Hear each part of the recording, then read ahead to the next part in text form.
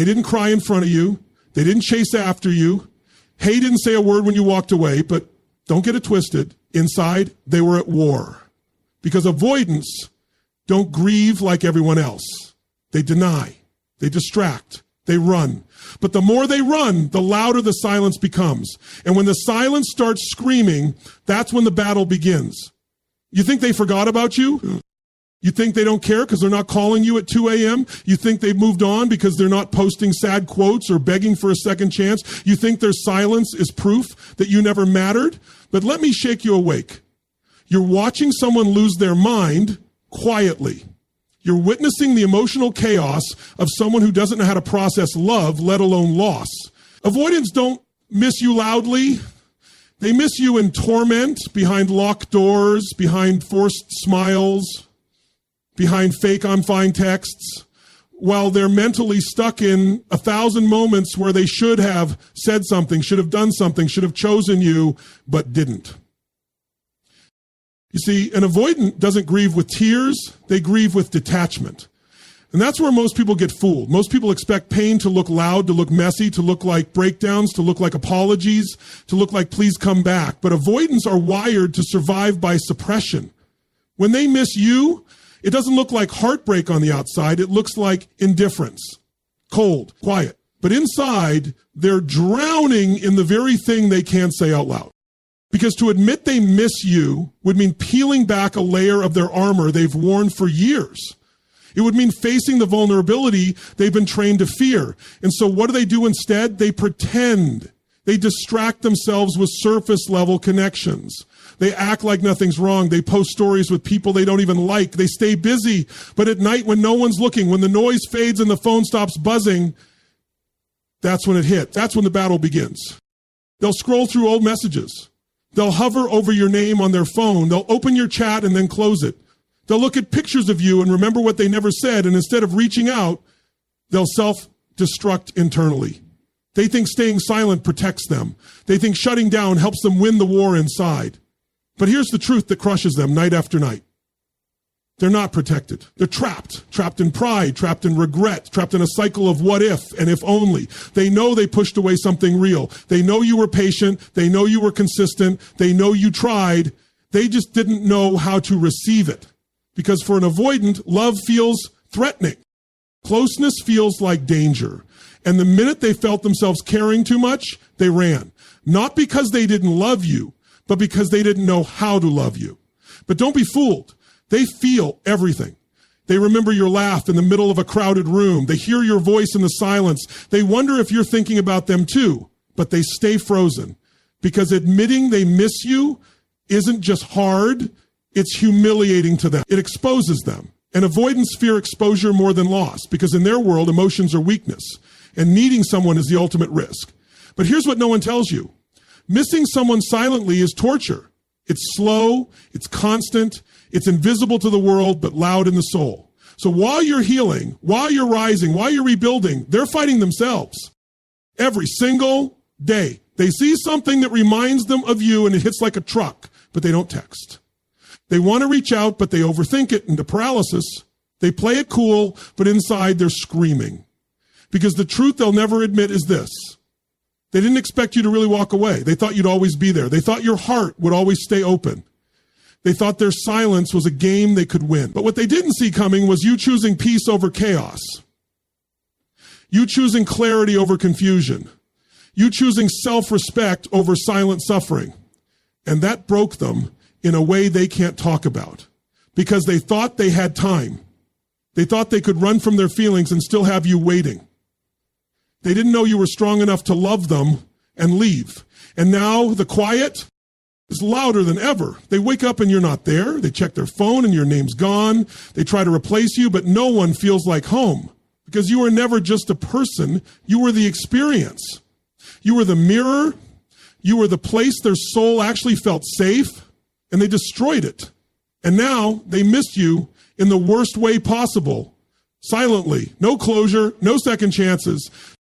A storm in their chest they can't speak about. 1,000 words stuck in their throat. A love story they turned into a ghost story because they never knew how to stay. And maybe they'll never say it. Maybe they'll never come back. Maybe their silence will win the battle on the outside. But on the inside, they already lost. They lost the one person who looked past the armor, who stayed when it was hard, who offered real love, and they traded it for silence.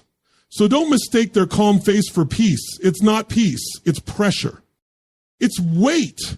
It's an avalanche of unspoken emotion. And the truth is, they're not fine. They're not okay. They miss you more than they can handle, but they'll suffer quietly because that's the only way they've ever known how to love until it's gone and they're alone.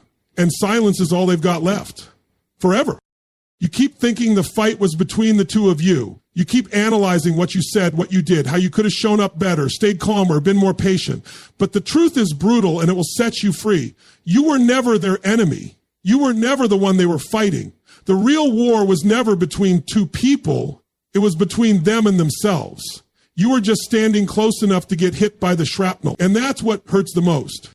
See, when you love someone with an avoidant attachment style, you enter a battlefield that's already been burning for years. They've been at war long before you arrived. A war between wanting love and fearing it. A war between needing closeness and craving distance. A war between I want you to see me and don't get too close or I'll break. And when you showed up with consistency, with safety, with heart wide open energy, they didn't trust it. They didn't know what to do with it because people like them were trained to survive without it. So they pushed you away. Not because you were wrong, but because you were too right.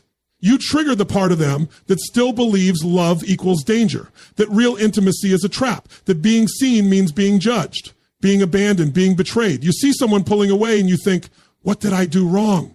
But the avoidant pulls away not because you did something wrong, but because you were getting too close to what's real. And real terrifies them. Real means surrender. Real means dropping the mask. Real means facing the parts of themselves they've been avoiding for years. So they start fights over small things. They disappear when things feel too good. They act distant after a deep conversation. Not because they want to sabotage, but because they don't know how to sit in emotional safety. It makes them restless, anxious, trapped. You became a mirror and they didn't like what they saw. You showed them their capacity to love and they didn't know how to handle that kind of power. They looked at you and saw someone who could actually break them, not with cruelty, but with kindness. And when an avoidant feels that vulnerable, that open, that unguarded, they run. But while they're running from you, what they're really doing is trying to outrun themselves. It's not your love they're afraid of, it's their own emotions, their own softness, their own need, that need they were taught to suppress, that hunger for connection they were trained to bury. And the more they miss you, the louder that inner conflict becomes. I need them fights with, I can't need anyone. I miss them fights with, I'll look weak. I love them fights with, if I show it, I'll lose control. And this internal tug of war, it's exhausting for them, but they won't show it. They'll keep their face neutral, their tone calm. They'll keep conversations surface level and pretend they're just busy. But deep down, it's a storm. It's chaos. It's regret wrapped in silence and pride because they want to reach out. They want to say it. They want to tell you they miss you. But every step forward triggers that fear of exposure. They think if they tell you how they feel, you'll use it against them, that you'll leave, that you'll see how deeply broken they feel and walk away. So they choose control. They choose distance. They choose silence because silence feels safer than vulnerability. But don't let that calm exterior fool you. Underneath, they are wrecked. They're battling guilt, longing, confusion, and fear. And they can't talk to anyone about it because no one's supposed to know they care that deeply. They've built their whole identity on being unbothered. So they fight in secret. They smile while they suffer. They keep their pride while their heart breaks behind the scenes. And that's why you need to understand this was never about you not being enough. This was about someone who has never been taught how to stay when love gets real.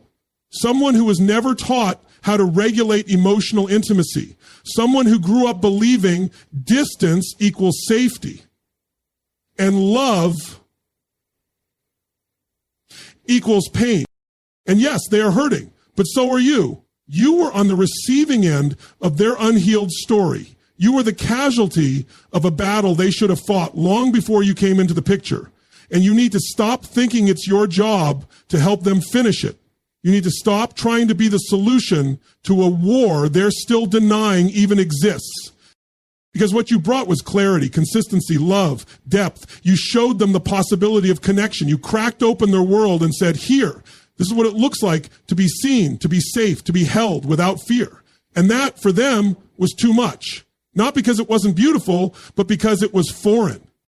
But don't think for a second they're fine.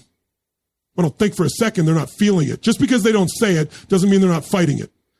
Every day they stay silent is another day they lose a piece of themselves to fear. Every day they stay away is another day of internal punishment, of mental reruns, of emotional paralysis. You don't see it, but it's there.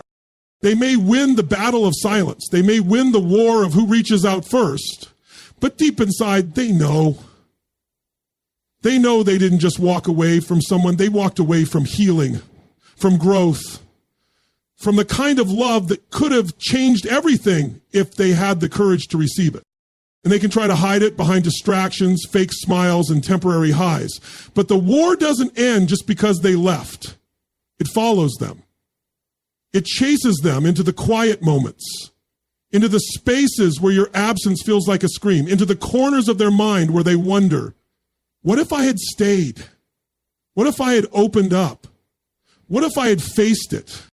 That's the war. That's the real battle. It's not about you versus them. It's about them versus their own fear. Them versus their capacity to love. Them versus the voice that told them love isn't safe. And the hardest part to accept, you couldn't win that war for them. You weren't the soldier in that fight. You were the reason to fight, but they weren't ready. And now they carry that regret in silence. You think they forgot about you because they're not saying your name. You think they've erased you because there are no signs, no messages, no calls, no breakdowns. But let me tell you something that'll shock you to your core. You are still living in their head every single day. You are embedded in their memory like a scar they pretend not to feel. Avoidants don't forget, they bury. And buried is not the same as gone. Bury is what they do to survive. Bury is what they do when their heart is on fire and their brain screams, shut it down. And so they don't cry in front of people. They don't write sad love letters. They don't show the world the ache. What they do is compartmentalize. They shove your memory into a box they think they've locked shut. But every time they walk into a place you both laughed in, every time they hear a song that played in the background when you danced around the kitchen, every time they see something they would have texted you about, that box explodes open and it hits them like a wave. But they don't tell anyone. They sit there and pretend it didn't happen. They act like they're fine because avoidants have mastered the art of emotional amputation. Cut it off before it bleeds. Cut it off before it matters. But guess what? You mattered. They remember. God, they remember everything. The way you looked at them when they were quiet. The way you touched them when they were tense. The way you gave without keeping score. The way you made them feel like they didn't have to be perfect or cold or guarded. They remember the way you made home feel like a person. But they don't know how to process that kind of power because feeling that deeply terrifies them. And when they miss you, they don't reach out. They retreat. They replay. They obsess. They go over everything in their head like a puzzle they can't solve because reaching out would mean risk. It would mean vulnerability. And they've spent their entire life building walls to avoid that very feeling. So instead of calling you, they scroll your page. Instead of texting you, they ask mutual friends how you're doing. Instead of saying, I miss you, they sit in silence and hope the universe punishes them enough to feel better. They see your growth and it shakes them. They see you healing, glowing, laughing again, and a part of them breaks. Because they thought you'd always orbit them. They thought your world would stop spinning when they left. And now they're watching you rise from the ashes they left behind, and it makes them feel things they don't know how to name. Guilt, longing, regret. And beneath it all, grief. They are grieving you in silence. And silent grief is the loudest kind, because there is no closure, there is no final goodbye, just echoes, just shadows, just moments they can't outrun. They wear this grief like a hidden weight. They carry it through every new connection, every fake laugh, every empty conversation, because nothing hits like the one you pushed away on purpose. And people around them won't know. People will think they've moved on, but they haven't. They've repressed. And there's a difference. Repression looks calm on the outside, but inside, it's chaos. It's insomnia. It's those 2 a.m. moments where they stare at the ceiling and wonder why they ruined the only thing that ever felt real. It's the dreams they wake up from in a cold sweat. Dreams where you were still there. Dreams where they finally said what they couldn't say in real life, but when they wake up, you're gone. And the silence hits all over again. They think about the times you forgave them when they didn't deserve it. The times you softened when they were cold. The times you stayed when every part of you wanted to walk. And it kills them because they know you were rare. They didn't just lose a lover. They lost an anchor. They lost the one person who made them feel like they could finally take off the mask. But they weren't ready. And they'll never say this out loud. But they weren't just afraid of loving you. They were afraid of being loved by you. Because being loved by you exposed everything they tried to hide, the fear, the brokenness, the deep-rooted belief that they are unworthy of true, consistent love. And when someone like that gets seen, truly seen, they either rise to meet that love or run from it. They ran, not because you were too much, but because you were too right. And now the memory of you haunts them, not because of what happened, but because of what could have been.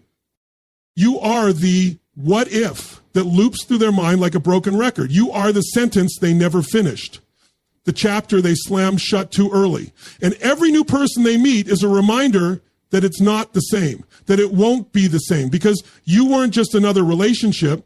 You were the one who reached the parts of them no one else could touch. And now that you're gone, there's a silence that screams. They try to fill it with noise, with people, with pride, but nothing fits, because when a real connection is lost, nothing can replace it. Not attention, not distraction, not time. And here's the hardest part for them to admit. They miss you more because they never told you. They never said how deeply they felt it. They never showed up the way you needed. They never allowed themselves to stay. And that kind of regret ages you. It weighs on your soul.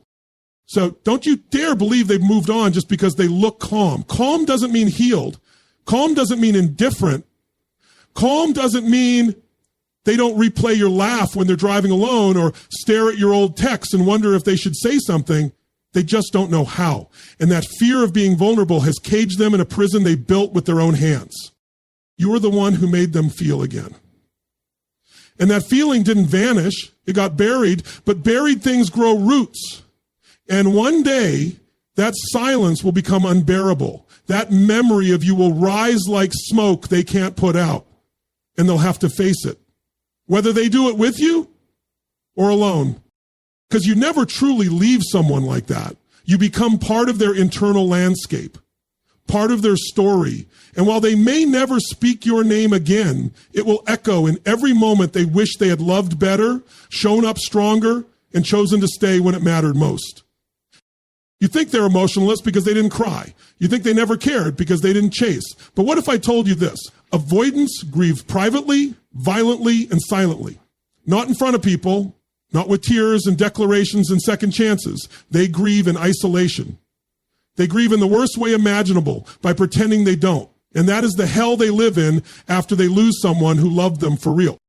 See, when most people hurt, they talk about it, they seek comfort, they vent, they unravel in front of others. But avoidants, they do the opposite. They go into lockdown. Their world goes quiet. Their faces stay calm. Their voices stay level. But inside, it's a wreckage. A full-blown emotional collapse happening behind locked emotional doors. You want to know what happens when an avoidant misses you? They suppress it. They swallow it like poison and act like it doesn't burn. They distract themselves until they can't anymore. They fill their days with meaningless tasks, meaningless texts, meaningless company. Because your absence is too loud to sit with, and still they won't say a word. Not to you, not to anyone, because silence is their only protection. They don't process emotion in real time. They delay it, they deny it, and they bury it 6 feet deep under pride and fear and control. And here's the brutal truth. They don't grieve you like you grieved them. They don't sit with photos and cry into pillows. No, they grieve you when something random hits them 3 months later, when they pass your favorite place, when they smell your scent in a crowd, when they hear a song that used to play during your late night conversations. Boom, instant wave of grief. But even then, They won't talk about it. They'll swallow it. Again, and you need to understand why. It's not because you didn't matter. It's not because they don't feel. It's because feeling makes them panic. They were never taught how to feel safely. Emotions to them are wildfires, unpredictable, dangerous. So when they lose someone they actually loved, it's not just sadness they feel, it's terror. And instead of facing that terror, they numb it. They rationalize. They tell themselves you would have left eventually, that it wasn't real, that they're better off alone, that you were the problem, because if they admit you weren't, then they have to admit they let something real die. And they carry that truth like a silent infection. It seeps into their confidence, into their sense of self, into their ability to connect again, because even if they start something new, it's not clean, it's not whole, it's not present, because you are still there. You, the one they didn't fight for. You, the one who saw the real them. You, the one who stayed longer than anyone else ever did. And the grief becomes a ghost that haunts every future connection they try to build. It becomes this permanent echo reminding them of who they couldn't be when it mattered. And the worst part, no one sees it.